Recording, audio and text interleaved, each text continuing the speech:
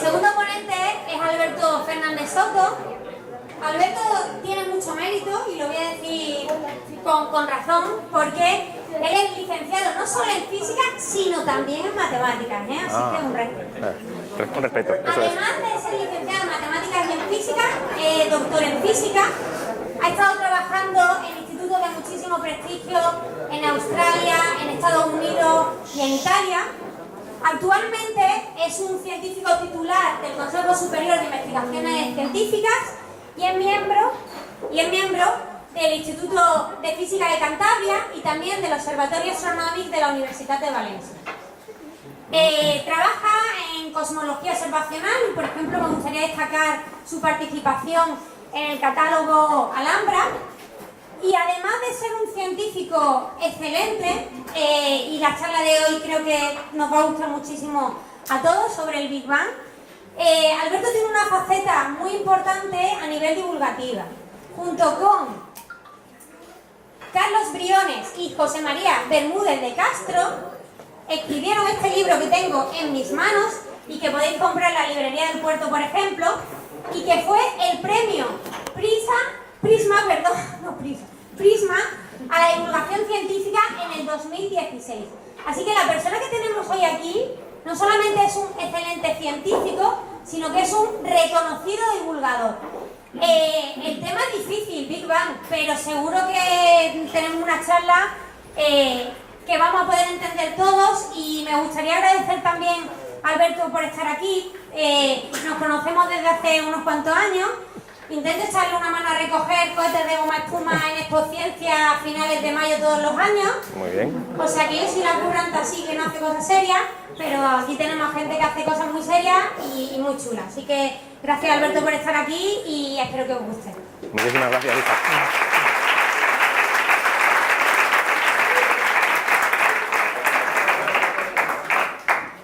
Primero, de logística, voy a intentar hablar sin micrófono. Si por ahí me decís, oye, perdona, pero no se te oye o tal, me lo decís y le agarro el micrófono a Isa y seguimos. Después de eso, muchísimas gracias, Isa, y muchísimas gracias a los organizadores por invitarme a estar aquí hoy con vosotros. Gracias a todos por estar aquí, porque de verdad que es flipante ver tantísima gente en una cosa de estas. Y vamos, enhorabuena a los organizadores y a vosotros por organizar todo esto. Está muy bien, estoy muy contento. Y después nada, como siempre empiezo estas charlas diciendo que con estas presentaciones tan chulas, luego ya todo es cuesta abajo porque solo lo puedes hacer peor de lo que la gente espera. Por tanto, vamos a arrancar y vamos a ver si os consigo explicar lo que os quería explicar hoy. En primer lugar, os voy a contar que mi intención hoy es un poquito como dar dos charlas separadas a la vez. La primera es explicaros por qué sabemos que hubo un Big Bang. Tenemos pruebas observacionales, yo soy un científico observacional, no hago teoría, simplemente cojo observaciones e intento entender qué narices es lo que estoy viendo. Uso telescopios o telescopios de rayos X, de rayos gamma, lo que sea. Pero el tema es intentar convertir esas observaciones en ideas. Es decir, no os voy a hablar de agujeros de gusano, ni de viajes en el tiempo, ni de nada de eso, lo siento por vosotros. Si alguien quería algo de eso, puede tomarse algo de beber y luego ya que piense en ello más.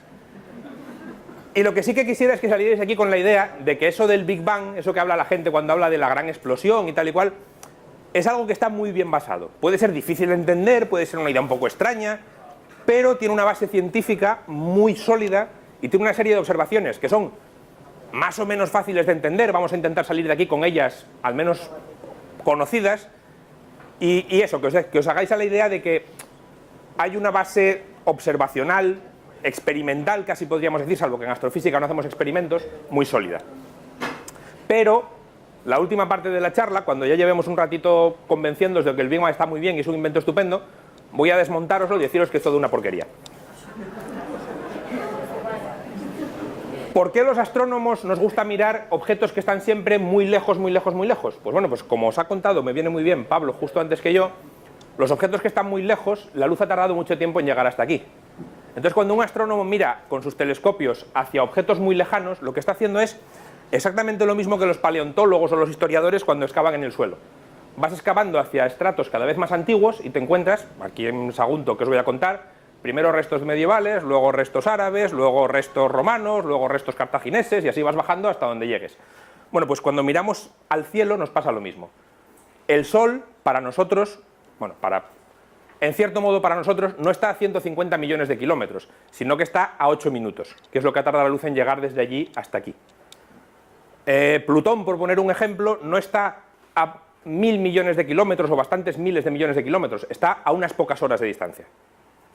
¿Y eso qué quiere decir? Que cuando miramos al Sol lo vemos como era hace 8 minutos, o cuando miramos a Plutón lo vemos como era hace unas pocas horas, o cuando miramos a Alfa Centauro, la estrella más cercana a nosotros, quitando el Sol, Próxima a Centauro, la vemos como era hace 4 años.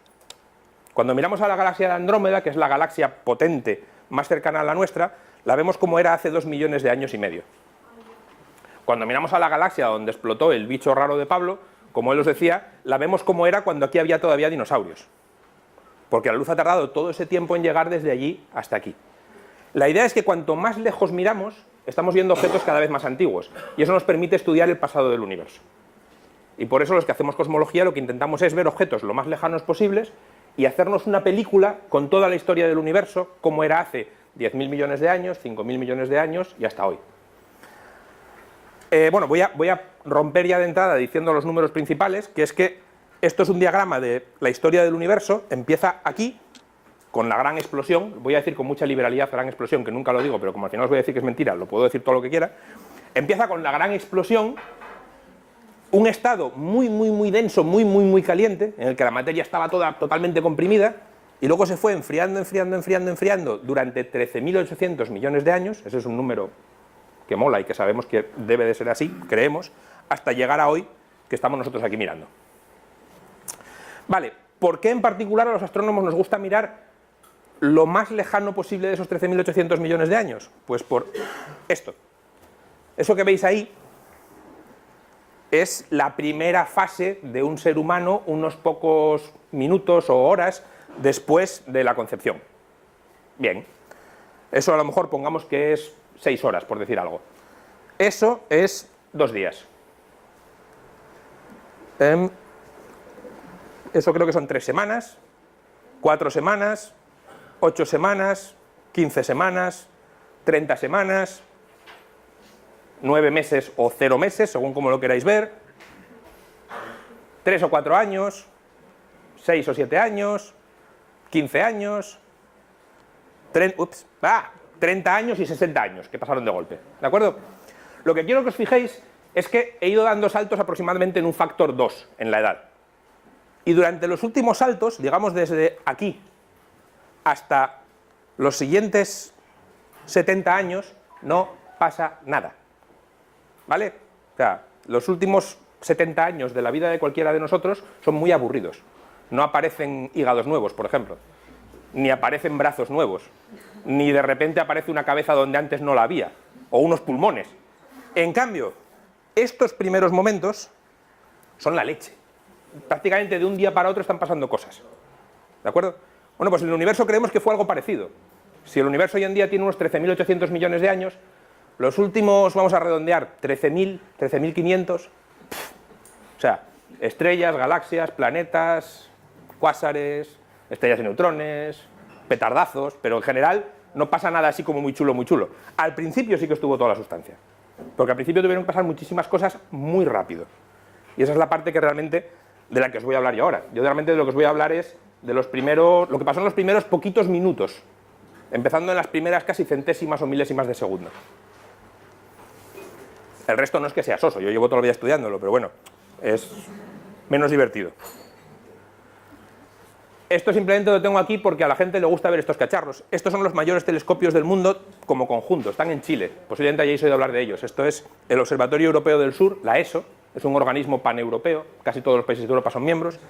España es miembro desde 2006 y cualquier astrónomo de cualquier lugar del mundo, ni siquiera hace falta ser europeo, puede solicitar utilizarlos y hacer sus observaciones para ver qué se puede hacer. Los españoles tenemos mucho morro y además tenemos acceso a los telescopios de Canarias, por ejemplo este, que esto es una bilbainada absoluta, es el mayor telescopio óptico del mundo, está en la isla de La Palma y está hecho en España. Y funciona, que es la parte más alucinante. Para que os hagáis una idea de por qué digo y funciona, el mayor telescopio que se había hecho en España antes de este, si no recuerdo mal, medía 1,20 m o 1,50 m. Este mide 10,5 metros. Y es más grande que estos que miden 8 metros cada uno. ¿De acuerdo? Entonces, Insisto, es el mayor telescopio óptico del mundo y bueno, pues es un telescopio español y funciona, ya os digo. Todo el mundo conoce el telescopio espacial Hubble, pero lo pongo aquí simplemente como para daros la idea de que siempre hablamos de el telescopio espacial, como que es el telescopio. Bueno, hay muchos telescopios espaciales, dedicados a muchísimas cosas diferentes. Unos miran luz visible, otros miran luz de rayos X, otros miran luz de rayos gamma, otros se dedican a buscar nada más que fenómenos como el que contaba antes Pablo, explosiones estelares en el espacio. Cada uno tiene su misión, pero el Hubble es el más famoso por muchas razones. Entre ellas, es uno de los más duraderos y también es uno que es muy versátil. Se ha utilizado para hacer muchísimas cosas.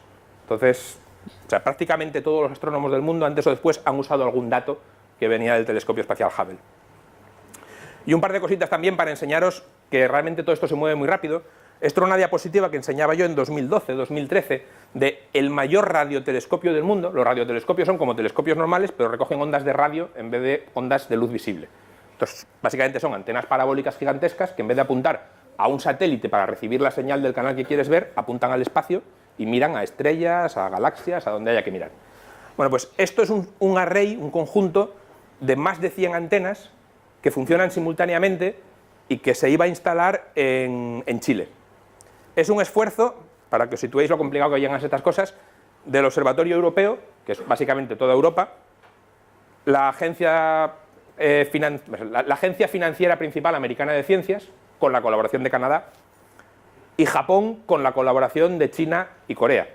Bueno, pues todos esos juntos hicieron este proyecto y esto ya es hoy en día, en el que esas antenas ya están funcionando desde hace unos pocos años, se llama ALMA, y para que os hagáis una idea de la complejidad de las cosas que estamos hablando aquí, esto que parece una planicie normal, está en el altiplano cerca de la frontera entre Chile, Bolivia y Argentina, y este suelo está a 3.500 metros de altitud. ¿Vale? O sea, situaos un poco en lo que eso significa. Es una zona extremadamente desértica, extremadamente seca, de hecho es uno de los puntos más secos del planeta, y con un tiempo, bueno, pues como se ve ahí, que da gusto, sin nubes prácticamente todo el año y con humedad cero. Es ideal para hacer astronomía y por eso esto está allí. Pero para que veáis que no hace falta irse hasta allí, desde aquí, desde Sagunto, casi que si miráis hacia las montañas lo podéis ver, esto es el Observatorio Astrofísico de Javalambre, que está en funcionamiento desde hace unos poquitos años, y os lo presento porque este telescopio que está ahí en la montaña, que está ya funcionando y que de hecho estas noches está ya tomando datos reales, es un telescopio, en comparación con los que os he enseñado, no tan grande. Aquellos eran de 8 metros, 10 metros, este es solo, entre comillas, de 2,5 metros de diámetro, no está mal como espejo, pero tiene una característica muy especial, que es en función del tamaño de la imagen que puede tomar en el cielo y el tamaño del telescopio, el mejor del mundo. No hay otro que pueda competir con él. Y eso lo que le permite es hacer mapas del cielo muy rápido, porque tiene un campo, en vez de ser un campo pequeñito, que imaginaos que solo cubre un trocito así del cielo, en cada imagen puede tomar un campo muy grande, con lo cual puedes hacer imágenes del cielo de modo continuo durante muchas noches. Su proyecto es, durante los próximos 8 años, hacer el mayor mapa del cielo que jamás se haya hecho. Y la idea es que medirá las posiciones y las propiedades y todo de 300 millones de galaxias. Eso es un proyecto muy, iba a decir muy español, en el sentido de que una gran fracción de los astrónomos españoles estamos implicados en él, por ejemplo el grupo de Valencia, el grupo de Santander, pero también Madrid, Canarias, Granada, Barcelona, Santiago, prácticamente en todos los sitios hay gente trabajando en esto, y está dirigido, que es una cosa que a mucha gente le sorprende mucho, desde Teruel. En Teruel se ha creado un centro de investigación, el Centro de Estudios de Física del Cosmos de Aragón, exclusivamente para llevar este proyecto. Porque Teruel existe. De hecho, cuando se propuso este proyecto, una de las primeras frases que dijo alguien de la Diputación de Aragón, cuando se dijo de hacer esto y crear un centro en Teruel para dirigir el telescopio y bla, bla, bla, fue la frase: ¿pero realmente vosotros creéis que alguien va a querer venir a Teruel? Y hoy en día tiene un instituto formado allí, que puede que sea el que más ha crecido en astronomía en España en los últimos 5 años, sin lugar a dudas, en el que hay un montón de gente trabajando y gente de toda Europa y otros países trabajando ahí. Bueno, vale, esta es la misma imagen que os enseñé antes y es el Big Bang, desde el origen hasta nosotros. Estos son 13.800 millones de años, y aunque vosotros no lo podáis ver, las etiquetas que están aquí arriba, esto es 3 minutos, esto es 1 segundo, esto es menos de 1/trillonésima de segundo, y como os decía antes, todo lo chulo ocurre al cabo de unos pocos minutos, o si queréis, incluso hasta 300.000 años, todavía pasa alguna cosa medio chula. Luego ya prácticamente no pasa nada. Imaginaos, para que entendáis, entre comillas, todo esto que os voy a contar a partir de ahora, Fácil de imaginar, además aquí en un pub más fácil todavía. Un vaso con cubitos de hielo. Y todos sabéis lo que pasa si calentáis ese vaso. El hielo se funde y se convierte en agua. Si lo calentáis más todavía, el agua se evapora y se convierte en vapor. Si lo calentarais mucho más, llegaríais incluso a fundir el cristal, pero además llegaría un momento en el que las moléculas de agua, que acordaos, seguro que os suena a todos, H2O, hidrógeno y oxígeno, se romperían y tendrías átomos de hidrógeno y átomos de oxígeno bailando sueltos, porque las moléculas no se pueden mantener a tan alta temperatura, los enlaces se rompen. Si elevaras la temperatura realmente hasta miles de grados, tirando hacia decenas de miles de grados, si no lo sabéis os lo cuento yo, los electrones que están en los átomos empiezan a saltar, porque no hay fuerza suficiente en el átomo para retener a los electrones. Y llegaría un punto en el que solo tendrías núcleos y electrones flotando por ahí dando vueltas. Cuando la temperatura alcanza miles de millones de grados, llegamos al estatus de las cosas de Pablo, incluso los núcleos de los átomos se empiezan a romper en trozos. Y entonces tienes protones, neutrones y partículas elementales que empiezan a dar botes. Y si te vas realmente a temperaturas todavía mucho más altas, creemos, entendemos, parece que es verdad, que incluso los protones y los neutrones, que no son elementales del todo, se rompen. Y se rompen en cositas que se llaman quarks.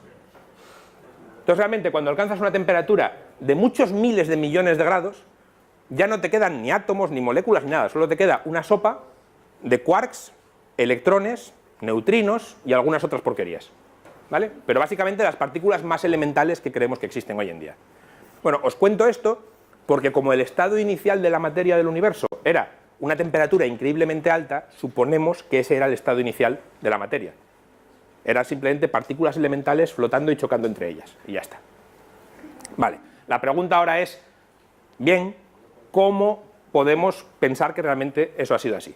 Y una cosa que es interesante y que me gustaría también, sobre todo para la gente más joven que haya por aquí, que todavía esté por estudiar o vaya a estudiar, es daros cuenta de que todo lo que os voy a contar ahora, voy a empezar en 1920, ha ocurrido durante los últimos 100 años. Esto es una rama de la ciencia que es muy nueva y de hecho hasta hace 100 años siempre se decía que cualquier físico que quisiera trabajar en estos temas básicamente no le dejaban porque era un tema tabú. Era un tema para filosofía, para teología, pero no para física. Entonces los físicos respetables no se metían en estas cosas. Bueno, pues eso cambió para empezar con el señor Einstein, que cuando presentó su teoría de la relatividad, es una teoría que lo que te dice es, bueno, pues si yo sé la distribución de materia en el universo, entonces sé cómo el espacio reacciona a esa distribución y cómo se mueven los objetos. Bien, a alguien se le ocurrió, ¿podemos coger esta ecuación de Einstein y aplicarla al universo entero? ¿Para qué la vamos a aplicar a la Tierra o a una piedra o a nada? Al universo entero, todo. Asumiendo simplicidades, que el universo es homogéneo, que todo es muy suave, que todo es muy bonito y tal, pero vamos a ver qué pasa. Uno de los que lo hizo fue el abad Lemaitre, Georges Lemaitre, que era un sacerdote, y este hombre echó las cuentas, aplicó las ecuaciones de Einstein y se dio cuenta de que una solución perfectamente buena para cómo podía estar hecho el universo era que el universo tenía que estar en expansión. O sea, la forma de que el universo pudiera tener la forma que observamos era que estuviera expandiéndose. ¿Por qué le salía eso? Porque si no estuviera expandiéndose y estuviera en reposo, que era lo que todo el mundo pensaba en aquel momento, la gravedad, que siempre es atractiva, se lo acabaría cargando. Si todas las partículas del universo están paradas, pero todas se atraen unas a otras, antes o después eso va a acabar colapsando y el universo no existiría. Entonces, una forma que Lemaitre encontró matemáticamente que podía ser buena era un universo en expansión. Si está en expansión, oye, pues esa propia expansión vence a la gravedad y ya está. Dice la historia que Lemaitre le mandó su artículo a Einstein, por supuesto, porque Einstein era el tío al que había que mandárselo, y que Einstein le dijo la famosa frase, sus ecuaciones son correctas, pero su física es abominable. O sea, a Einstein le repugnaba profundamente la idea de que el universo no fuera estático. Y de hecho Einstein había incluido en sus ecuaciones una constante que se llamaba la constante de Einstein, la constante cosmológica, que lo que hacía era básicamente crear una fuerza artificial que compensaba la gravedad y hacía que todo estuviera parado. Eso como solución era una chorrada, pero Einstein, que era un tío muy bueno, pues dijo, no, pues a mí esto me parece una buena solución. Matemáticamente tiene problemas, incluso físicamente también, pero bueno, al tío le pareció buena y por eso también la teoría de Lemaitre le parecía muy mal. Poco a poco realmente los modelos tipo Lemaitre se impusieron y la gente pensó que lo de que el universo estuviera en expansión igual no era tan absurdo. En el año 1930, redondeando, el señor Edwin Hubble, que es el que da nombre al telescopio espacial Hubble, por supuesto, recopiló sus datos y otros datos que había por ahí bailando de unas pocas docenas de galaxias que están cerca de la nuestra y para cada una de las galaxias midió a qué distancia está de nosotros y cómo se mueve, si está acercándose o alejándose. Y encontró una cosa interesante, que era que prácticamente todas se estaban alejando de nosotros, solo había unas poquitas excepciones que se acercaban, y una ley muy curiosa, que es que cuando un objeto estaba más lejos, se alejaba más rápido, sistemáticamente. De hecho, que si estuviera, por ejemplo, al doble de distancia, se alejaba el doble de rápido. 5 veces más lejos, 5 veces más rápido. Bueno, pues oye, esto es una ley, y la llamamos todos la ley de Hubble, que básicamente dice que entre la distancia y la velocidad de alejamiento hay una proporcionalidad directa. Eso hasta ahí está bien. Hubble se dio cuenta de que el universo estaba en expansión. Bien. Pero eso tiene otra consecuencia. Ese hecho de que la relación entre las distancias y las velocidades sea precisamente una relación lineal, es decir, que una es proporcional a la otra, significa que si le das la marcha atrás en el tiempo a la manivela, los objetos que están muy lejos se acercarían muy rápido a nosotros, los que están cerca se acercarían más despacio, y eso se compensa exactamente de modo que en el pasado todos estaríamos en el mismo punto. Los que están muy lejos llegarían hasta aquí en el mismo tiempo que los que están más cerca llegarían hasta aquí. Entonces alguien dijo, tate. Entonces eso quiere decir que hubo un origen en el universo, concretamente le salía hace unos cuantos miles de millones de años, no tenía precisión para decir más, en el que todo lo que vemos hoy estaba concentrado en el mismo sitio. Me voy a adelantar un poco, pero unos años después, un físico inglés llamado Fred Hoyle llamó a esa teoría la gran explosión. Y la llamó la gran explosión, el Big Bang, porque no se creía ni una sola palabra de eso y quería reírse del modelo. Y dijo, jaja, el Big Bang, como diciendo, el gran petardazo, qué cachondo sois. Bueno, coincide que Big Bang, a pesar de ser un nombre, entre comillas, insultante, agarró y a la gente le gustó. Y hasta hoy lo llamamos Big Bang, y es uno de los motivos de que decir Big Bang sea un problema y tenga un montón de problemas. Pero bueno, luego os lo cuento al final. ¿Qué más sabemos gracias a esto que se le ocurrió a Hubble? Pues unos años después, nos saltamos a 1950, pensad, 1950, se ha acabado ya la Segunda Guerra Mundial, ya han explotado las bombas atómicas de Hiroshima y ya tenemos reactores nucleares. La gente ya ha conseguido resolver las ecuaciones que rigen, por ejemplo, el funcionamiento del Sol o de las estrellas que comentaba antes Pablo. En las estrellas, como muy bien os explicó él antes, hay una presión enorme que permite que los núcleos atómicos se acerquen tanto entre sí como para reaccionar. Y esas reacciones dan lugar a núcleos atómicos nuevos. Vale, al señor Gamow se le ocurrió una idea y dijo, vamos a ver, ahora que entendemos las ecuaciones nucleares que rigen en las reacciones nucleares, por ejemplo, en una bomba atómica o en un reactor nuclear, y que sabemos que esas reacciones son las que están en el centro del Sol generando energía, si es verdad eso que dice Hubble, de que el universo al principio todo estaba apretado en el mismo sitio, eso estaba tan apretado y tan caliente como el centro del Sol. Por tanto, ahí lo que estaba ocurriendo era reacciones nucleares tales como las que están ocurriendo en el Sol, con una diferencia, que desde el momento en el que empezó en adelante, eso se está expandiendo continuamente y enfriando. Evidentemente llegará un momento en el que la temperatura baja lo suficiente como para que ya no haya reacciones nucleares, ya no estamos como en el interior del Sol. ¿Cuánto tiempo es ese? Echaron cuentas, 3 minutos. Desde el momento del origen hasta la última reacción nuclear primigenia hubo 3 minutos. Gamow y sus colaboradores dijeron, bueno, pues si empiezo con una sopa de partículas elementales y le doy 3 minutos, ¿a dónde llego? ¿Cuál es el estado final de esa mezcla, de ese puré? ¿Me aparecen señores corriendo? ¿Me aparecen átomos? ¿Me aparecen moléculas? ¿Qué es lo que hay? Pues cuando echas las cuentas con mucho cuidado te sale que el 75% de la materia inicial se ha convertido en átomos de hidrógeno. El hidrógeno es el átomo más sencillo de la tabla periódica, solo tiene un protón y un electrón. Eso quiere decir que el 75% básicamente no les ha dado tiempo a hacer nada. Había un protón suelto, había un electrón suelto, se juntaron, formaron un átomo y ya está, para casa. Ahí te quedas, para todo el resto de la historia del universo, soltero y abandonado. En cambio, un 25% de la materia sí que ha tenido tiempo de que sus núcleos se unan, ha habido protones que se han acercado a otros protones y que han juntado otros neutrones y han formado átomos de helio. El helio es el segundo átomo más sencillo que hay, en su núcleo hay 2 protones y 2 neutrones y alrededor hay 2 electrones dando vueltas. A partir de ahí, nada. O sea, hay hidrógeno, helio, algunos isótopos raritos del hidrógeno y del helio también hay alguno, trazas minúsculas de litio y de berilio, que son los 2 átomos siguientes en la tabla periódica, pero vamos, prácticamente nada. Hablamos de unos pocos átomos cada 10.000 millones de átomos o algo de ese orden, y el resto nada, no hay nada más. Entonces, la receta inicial del universo debería ser 3/4 partes de hidrógeno, 1/4 parte de helio y nada. Cuando miráis a vuestro alrededor, no veis helio, os lo garantizo. Veis hidrógeno en el agua, H2O sí que tiene hidrógeno, pero mayormente veis hierro, silicio, carbono, oxígeno, nitrógeno.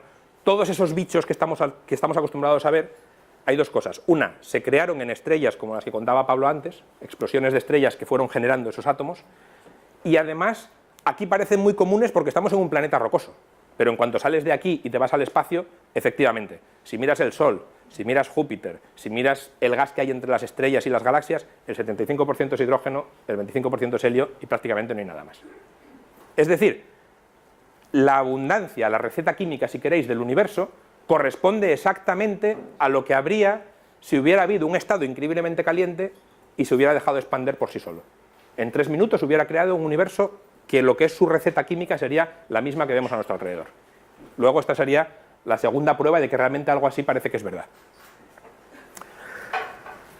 Unos años después, unos astrónomos se preguntaron, vamos a ver, si es verdad que hace, sabe Dios cuántos miles de millones de años, el universo estaba increíblemente caliente y se ha ido enfriando hasta hoy, ¿a qué temperatura está hoy?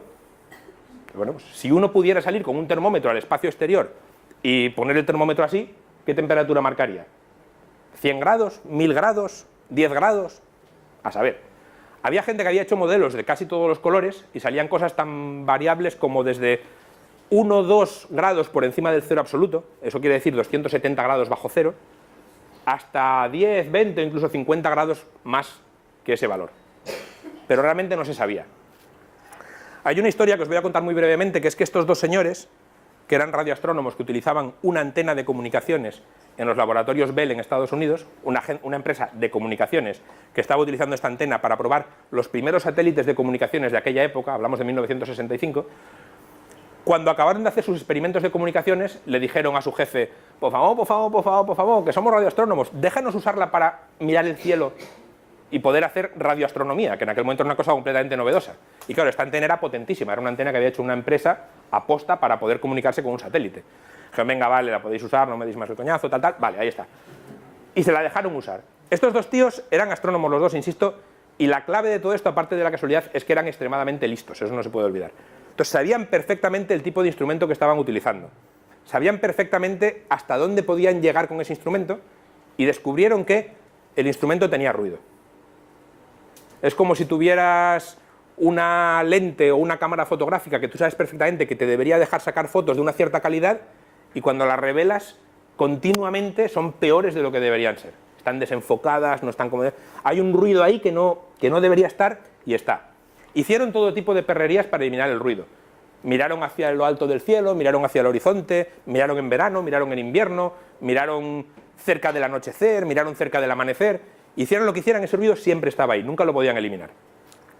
Se cargaron un montón de familias de palomas que vivían dentro de la antena, dice la historia que se las cargaron a tiros, ellos dicen que no, limpiaron toda la caca de palomas de las antenas, o sea, hicieron de todo y nunca consiguieron quitar ese ruido y estaban sinceramente hartos.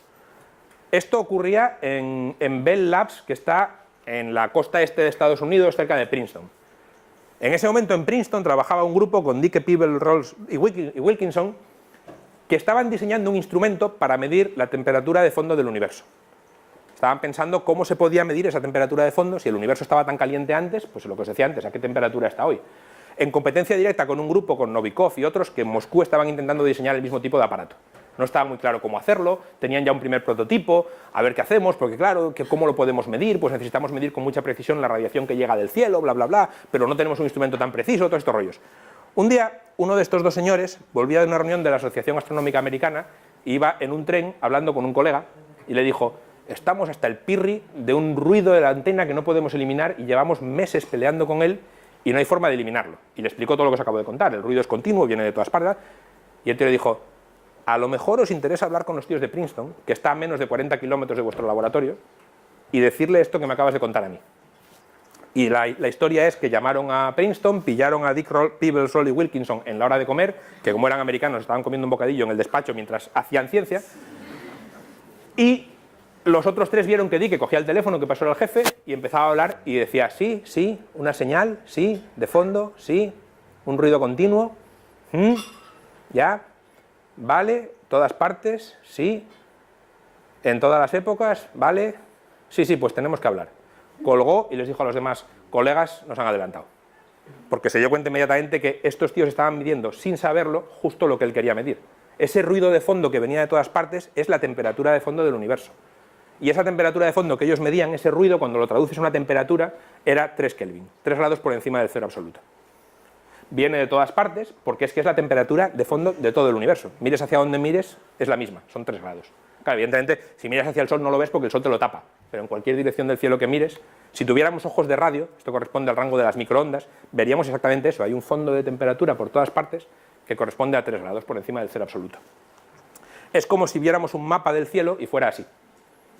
Entonces, esto, para que os situéis a la idea, esto es como el mapa de la proyección Mercator de la Tierra, es en el que pintamos Europa siempre aquí, Eurasia, África aquí, América aquí así un poco rara y Australia en esta esquina, ¿vale?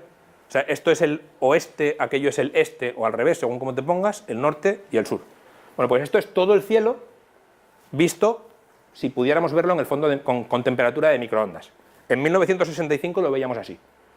30 años después, un satélite americano llamado COBE se puso en órbita y tenía una antena mucho más sensible. Básicamente lo que hizo fue aumentar el contraste, de modo que en vez de decir, vale, es todo 3, no, este podía medir hasta la milésima de grado. Y lo que encontró fue esto. Hay zonas en las que la temperatura, he dicho 3, pero realmente es 2,7 algo.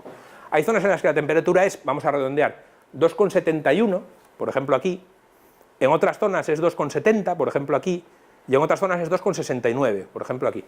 Entonces, si te vas a la milésima de grado, sí que ves que no es igual en todas partes, es un poquito distinta.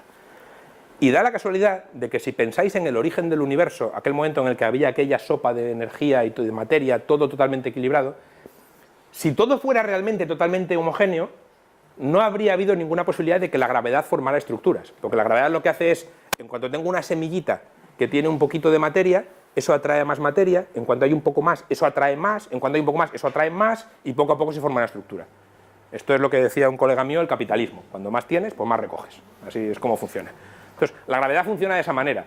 Si el inicio hubiera sido matemáticamente exactamente homogéneo, no podría haber formado estructuras, ni galaxias, ni planetas, ni estrellas, ni nada. Y si hubiera sido extremadamente inhomogéneo, posiblemente toda la materia del universo hubiera acabado en un agujero negro gigante y se acabó. Eso no es lo que vemos. Entonces, lo que vemos es un universo a gran escala bastante homogéneo, hay muchas estrellas, muchas galaxias, pero no completamente homogéneo. Pues esa escala coincide exactamente con lo que se ve en estas imágenes. Otra muestra de cómo cambia el tiempo, 1995, satélite COBE, por cierto, esto es el premio Nobel de Penzias y Wilson, esto es el premio Nobel de Smoot y no me acuerdo cuál es el otro y es mucho más majo que Smoot, pero bueno, es igual. El premio Nobel que le dieron a la gente de COBE en el año, por la observación del 95, perdón, ay, que corro demasiado. Esto es el premio Nobel de 2005 a la gente de WMAP, un satélite americano que tomó esta imagen de esa temperatura de fondo de todo el universo en el año 2005, y esto es la imagen tomada por el satélite europeo Planck en 2013. A esto no les han dado el premio Nobel todavía porque no ha dado tiempo, pero ya les han dado el premio Gruber, que es un premio muy gordo de cosmología que se lo dieron hace una semana, o sea que todo llegará. Hay un detalle que quiero que os fijéis, aunque sea una cosa un poco complicada de entender, pero que os fijéis en ella, que es que entre esta imagen y esta, se nota mucho que, joder, tengo un telescopio mucho mejor. Donde antes veía unos borrones estupendos, ahora veo estructuras ahí pequeñitas como grumos y tal. Bien, pero en cambio entre esta y esta, tampoco cambia tanto. De hecho, si te fijas en algún bultito de estos y luego te miras en el otro, pues ves prácticamente los mismos bultitos. Pero este telescopio es bastante mejor que el anterior. ¿Cuál es la diferencia? Que realmente estas estructuras que veis aquí corresponden ya a estructuras reales, que tienen estos tamaños que estáis viendo aquí. En aquel momento de la historia del universo, esto corresponde, no os lo he dicho, pero os voy a decir ahora, a cuando el universo tenía 300.000 años, la distribución de materia y de temperatura y de energía era aproximadamente tal y como la veis aquí. Y la gracia está en que hay unas escalas características. Estos, si pensáis que estos son como los grumos del Colacao, hay una escala de los grumos característica, que sería, pues fijaos, como estos puntitos rojos o los puntos azules que veis por ahí.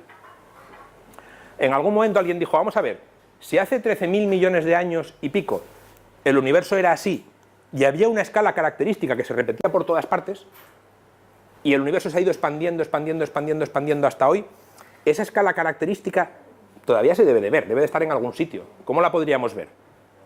Y a alguien se le ocurrió la brillantísima idea de decir, bueno, si hacemos un mapa con muchos cientos de miles de galaxias, y ponemos la posición de cada galaxia en el mapa, lo cual es un trabajo muy arduo, porque cuando pensáis en el cielo siempre vemos en 2 dimensiones. Medir la tercera dimensión es muy complicado, pero se puede hacer. Y vamos poniendo todas las galaxias en este mapa, tal como veis en eso de ahí. ¿Estarán distribuidas al azar? ¿O estarán formando estructuras? ¿O cómo se verán? Bueno, pues ya os lo digo yo, forman lo que se llama la telaraña cósmica. Forman estructuras que tienen filamentos, que tienen paredes, que tienen vacíos gigantescos, y es esto que veis aquí, cada puntito brillante es una galaxia. Nosotros estamos aquí en el centro, si miramos hacia un lado vemos esto, si miramos hacia otro lado vemos esto. Y veis que efectivamente hay vacíos, como estos que estoy marcando aquí con el puntero, hay paredes, hay filamentos, hay todo tipo de estructuras que son cualquier cosa menos homogéneas en esta escala. Vale, pues lo que se dio cuenta esta gente hace tan poquito tiempo como 2005 es que efectivamente hay una escala característica, hay una escala a la que las galaxias tienen una tendencia a estar a esa distancia unas de otras. Es una tendencia muy sutil, hace falta medir las posiciones de cientos de miles de galaxias para acabar dándote cuenta de que realmente ahí hay algo. Pero estos señores se dieron cuenta, y lo que encontraron fue que ese tamaño característico, esa escala, corresponde a 500 millones de años luz. Eso quiere decir que si yo estoy aquí y camino 500 millones de años luz en aquella distancia, hay más probabilidad de encontrar una galaxia justo ahí que un poquito antes o un poquito después. Es una escala característica y está por todas partes. Bueno, pues resulta que esa escala, que aquí está muy exagerada, esto no es real, esto es un dibujito, corresponde al tamaño de estos grumos que se ven aquí. Es como si hubiéramos cogido un grumo de estos y vemos cómo crece desde hace 13.000 millones de años y nos permite medirlo hoy. ¿Cuál es la gracia de eso? Pues básicamente es como si alguien nos hubiera dado una regla, la regla métrica de toda la vida, en el origen del universo, lo hubiera tirado allí y nos hubiera dicho, fíjate bien en eso y mira a ver cómo crece.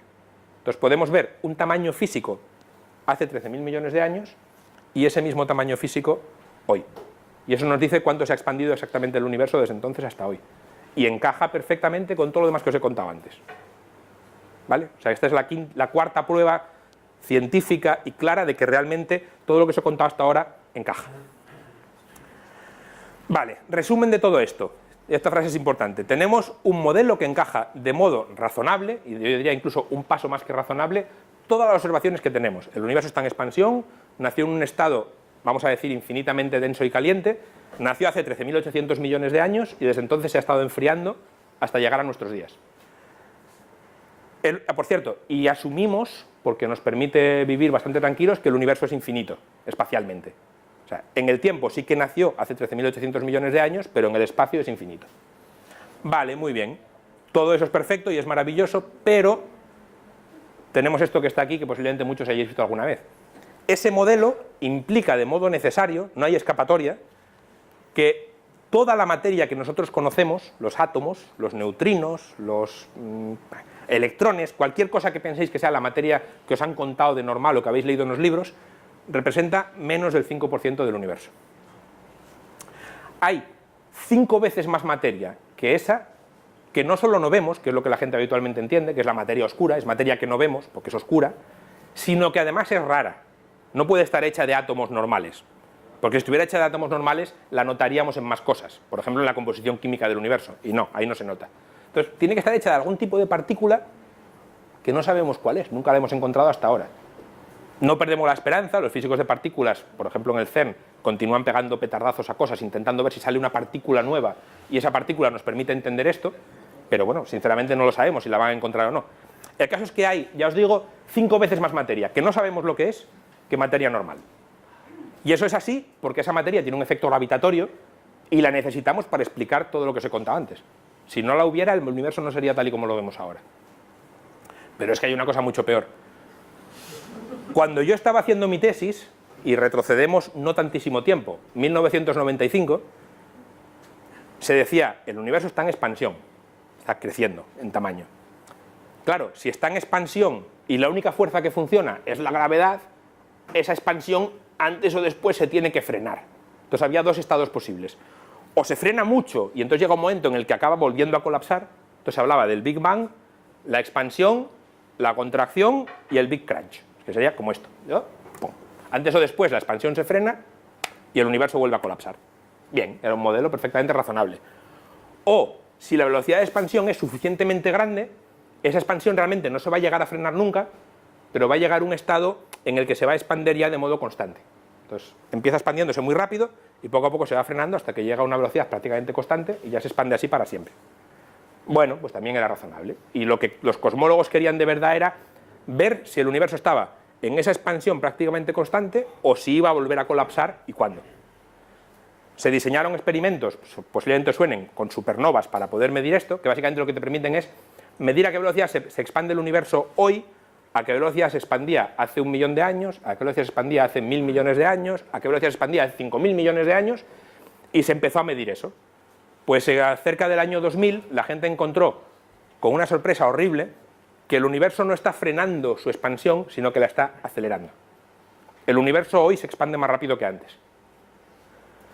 No hay, tú coges el catálogo de objetos de física y no hay ni un solo objeto, ni campo, ni partícula, ni ser, ni nada que pueda provocar una expansión cada vez más acelerada. Si hay algún físico teórico por aquí, que haya alguno, me dirá, bueno, sí, hay un campo de no sé qué. Cosas normales que entendamos, no hay ninguna que pueda hacer eso, ¿de acuerdo? Otra cosa es que creamos que puede haber una energía del vacío que no sé qué, pero que resulta que me sale un error de 100 ceros, pero yo lo puedo arreglar y tal. No, o sea, no, es un sin Dios. Entonces, no tenemos nada realmente que nos permita entender por qué el universo está expandiéndose cada vez más rápido, pero lo hemos medido y se puede ver. Entonces, según eso, algo así como 3/4 partes del universo, de la energía que hay en el universo, corresponde a algo que está provocando ese efecto. Y lo llamamos energía oscura por 2 razones. Oscuro, porque no tenemos ni idea de qué es, y energía, porque no teníamos un nombre mejor. ¿Vale? De hecho, por ejemplo, un modelo muy bonito de la energía oscura lo llama quinta esencia.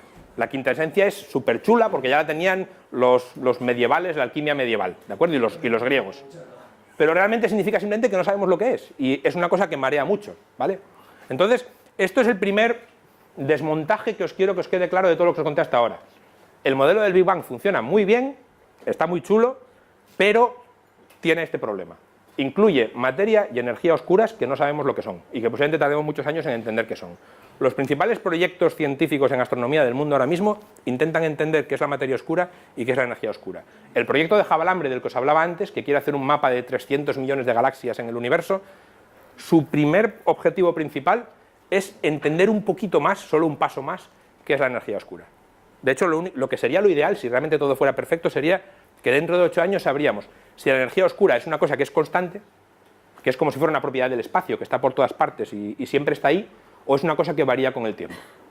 Solo saber eso ya sería, ¡buah!, tela, ¿vale? Y sinceramente no lo sabemos, no tenemos ni idea. Pero esto no es todo, ahora viene la otra parte. Bueno, 2 citas de 2 eminentísimos físicos. Uno dice, para quien no lo vea por ahí, que la historia de la cosmología nos muestra que en cada época hay personas devotas que creen haber descubierto por fin la verdadera naturaleza del universo. Eso siempre lo hay. Gente que cree que ya está todo hecho y que no hay por qué preocuparse más. Y como os acabo de explicar, ahora mismo al menos muchos tenemos claro que ese no es el caso real. Y esta segunda, que a mí me encanta, de Lev Landau, un físico ruso, que era físico y no astrofísico, que decía que los cosmólogos se equivocan a menudo, pero nunca dudan. Y eso es un estado que también es muy, muy habitual. Ahora voy a ir muy rápido a desmontar el Big Bang. Acabo enseguida.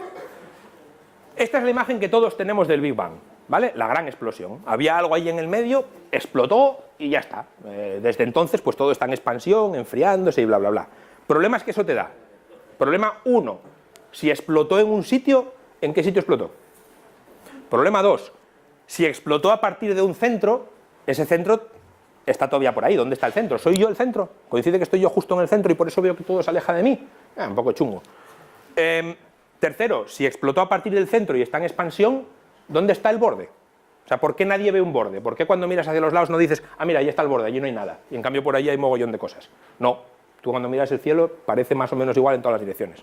Entonces, esto de la gran explosión, iba a decir una palabra fea, no mola, ¿vale? Es un modelo muy feo. Esta es la idea pintándolo un poquito mejor. Partimos de un punto, allá en el pasado hace muchísimo tiempo, ese punto se va expandiendo,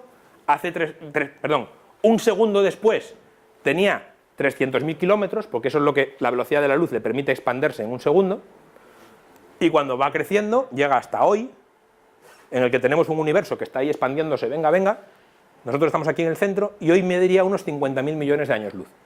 Aquí hay un concepto que es muy importante, que sí que es real, que es lo que se llama el universo observable. Yo, que estoy aquí, tengo un universo a mi alrededor y hay una esfera a mi alrededor que es lo que yo puedo observar, ¿de acuerdo? Simplemente porque como el universo nació hace 13.800 millones de años, la luz ha tenido tiempo a viajar a una distancia finita, 13.800 millones de años por la velocidad de la luz. Entonces, esa esfera que está a mi alrededor, yo la puedo ver. Más allá de esa esfera, no puedo ver simplemente porque la luz no ha tenido tiempo a llegar todavía. Pero ojo, eso no quiere decir que no haya universo más allá. Hay que distinguir muy bien. El universo observable es esa esfera. Más allá, pues oye, habrá más universo, pero su luz todavía no ha llegado hasta aquí. ¿Vale? Voy a meteros ahora de repente a traición la recta real. Matemáticos del mundo, alegraos. La recta real todo el mundo sabe lo que es, o debería, es una recta en la que uno pinta los números reales. Entonces, si marcas el 0 y el 1, ya está todo hecho. Cuando tienes el 0 y el 1, en medio puedes marcar el 1 medio. Y si este es el 0 y este es el 1, pues aquí pongo el 2. Y allí pongo el 3, y luego pongo el 7 cuartos, y el 25 novenos, y el raíz de 9 pi, y todos los números hasta que lleno la recta real. Y la gracia está en que cada punto de la recta corresponde a un número, y cada número en el que puedas pensar está en algún sitio de la recta. Hasta ahí, eso sabéis todos. Y la otra gracia que tiene es que es infinita, por supuesto. Tú empiezas a andar por la recta y pasas el 100, luego el 1000, luego el 10.000 y nunca se acaba. Si yo hiciera zoom en este cachito muy pequeño de la recta real, vería esto que veis aquí. En vez de ir de menos 4 a 4, va de menos 4 milésimas a 4 milésimas, pero por lo demás es exactamente igual. Y si yo viera esta recta real desde muy, muy, muy lejos, la vería así. Menos 40.000, menos 30.000, menos 20.000, menos 10.000... Pero insisto, sería exactamente igual. O sea, la recta real, como es infinita, no importa cuánto la estire, cuánto la encoja, cuánto la mire de lejos, cuánto la mire de cerca, sigue siendo exactamente igual de infinita y exactamente igual de llena de puntos. ¿Vale? Ahora imaginaos que nosotros vivimos en un universo de una sola dimensión. Y vivimos aquí. Me he puesto en el 0 porque me mola, pero podría haberme puesto en el 3200, ¿vale? Eso da igual. Yo estoy aquí en el 0. Como os decía antes, el universo tiene una edad finita, por tanto yo no puedo ver todo el universo. Solo veo un trozo que es el trozo que la luz ha podido recorrer desde el origen hasta hoy. Entonces yo vería un universo observable que, por ejemplo, aquí se correspondería a ese cachito rojo que está marcado. Hace unos cuantos miles de millones de años, el cachito rojo que yo podría ver sería más pequeño y además el universo estaría más apretado, porque el universo era más pequeño en aquella época. Y si me voy hasta el origen, el universo, la zona que yo puedo ver se habría reducido a un puntito. Pero ojo, como la recta es infinita, aunque haya reducido esto tanto como me dé la gana, sigue siendo infinita.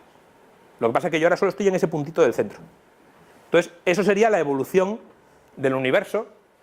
Esto es hoy, esto es el pasado, y esto es el pasado muy, muy, muy remoto.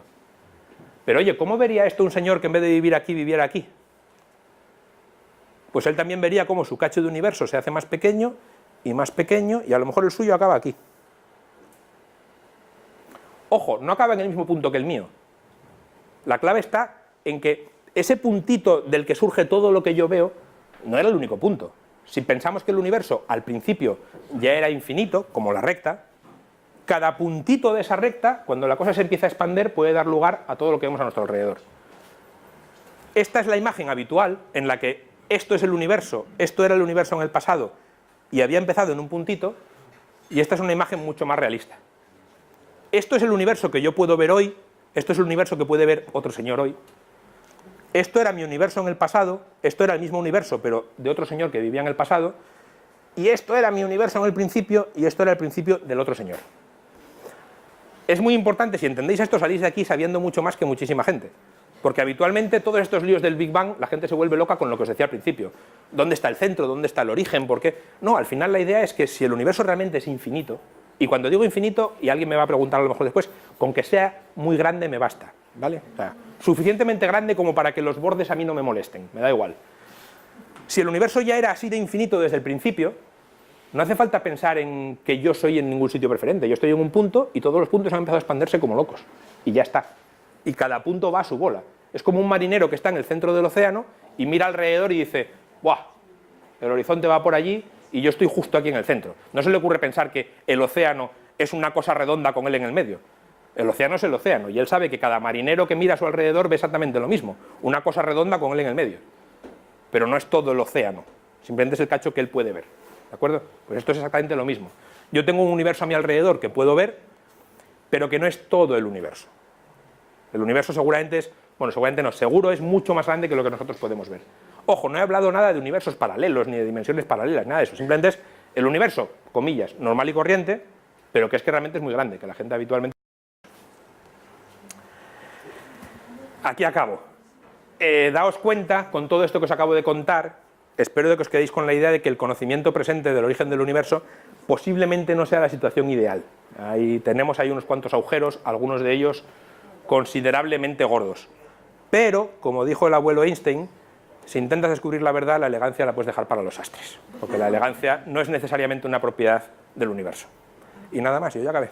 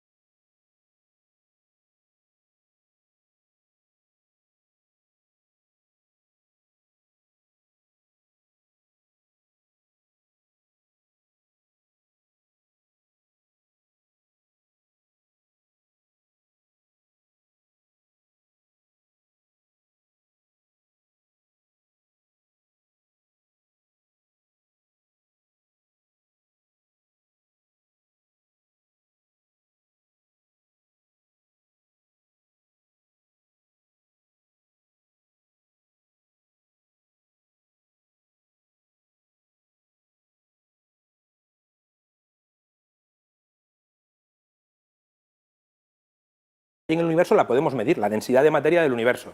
Y de ahí sale que tiene que ser 5 veces más que la que vemos. La velocidad de expansión del universo depende también de una serie de parámetros y uno de ellos es la cantidad de esa energía oscura que hay. Y al medirla te dice que tiene que haber esa cantidad. Entonces todos esos parámetros encajan, y de hecho yo no diría encajan, diría conspiran. Conspiran para que ese sea el modelo que encaja.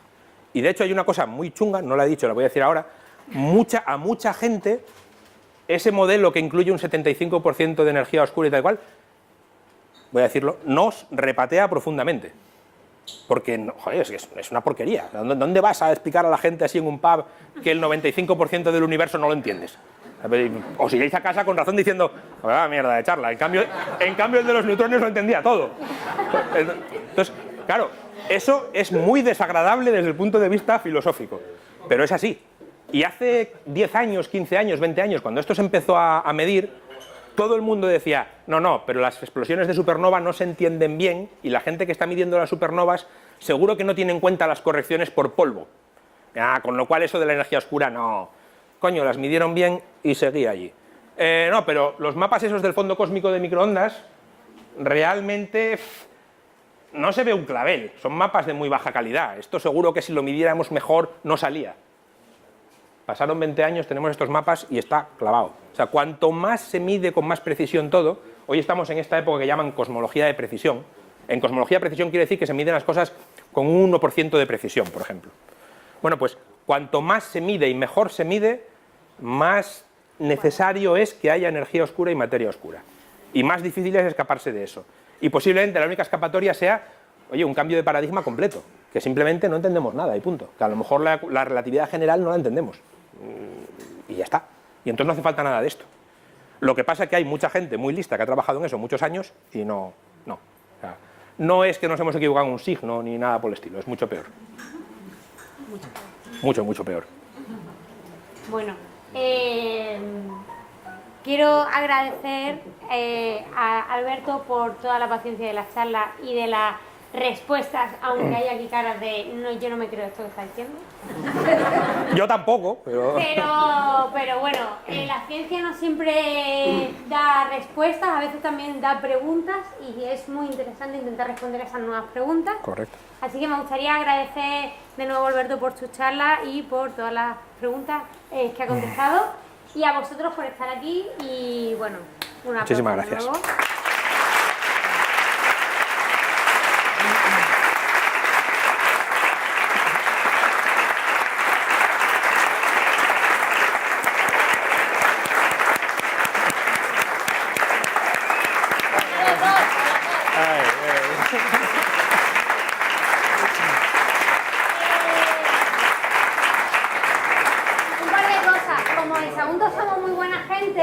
Pues me gustaría que tanto Pablo como Alberto se fueran de aquí con algún detallito, ¿no? Entonces, lo primero que os queremos dar, y esto es una chorrada, pero queda bien, unos diplomitas, así para la foto, para el ministerio cuando pida exacto, papel. para el ministerio.